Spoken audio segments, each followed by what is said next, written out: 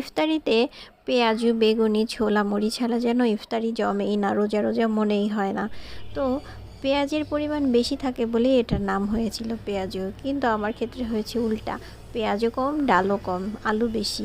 সেই জন্য নতুন একটা নাম দিয়েছি, ডালুজু। কেমন নামটা বলুন তো? ডাল, আলু, পেঁয়াজ সব কিছু মিলেই এটার নাম হলো ডালুজু।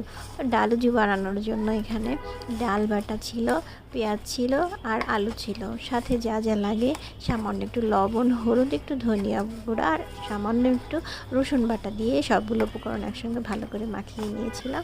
একসঙ্গে ভালো করে মাখিয়ে নেওয়ার পরে এইরকম পেস্টের মতো তৈরি হবে। নতুন একটা রেসিপি বানিয়ে ফেললাম। এভাবে কিন্তু ভাতের সঙ্গেও খাওয়া যায়, শুধু মুড়ির সঙ্গে যে খাওয়া যাবে তা না। এভাবে যদি আপনারা ডালুজু বানিয়ে খান তাহলে তো ভালোই হয়। ডালের পরিমাণ কম হলেও কোনো সমস্যা নাই, এভাবেই আপনারা সুন্দর করে অনায়াসে বানিয়ে খেয়ে ফেলতে পারবেন। খেতে কিন্তু মজাদারই ছিল। তো তারপরে ভাবে মাখানোর পরে কড়াইতে গরম তেল দিয়ে এইভাবে নিয়ে গরম গরম ভেজে ফেলেছিলাম ডালুজু।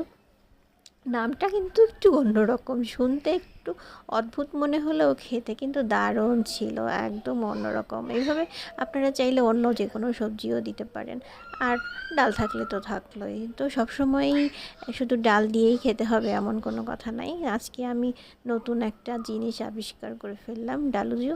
ডালুজু খেতে ভালোই হয়েছিল।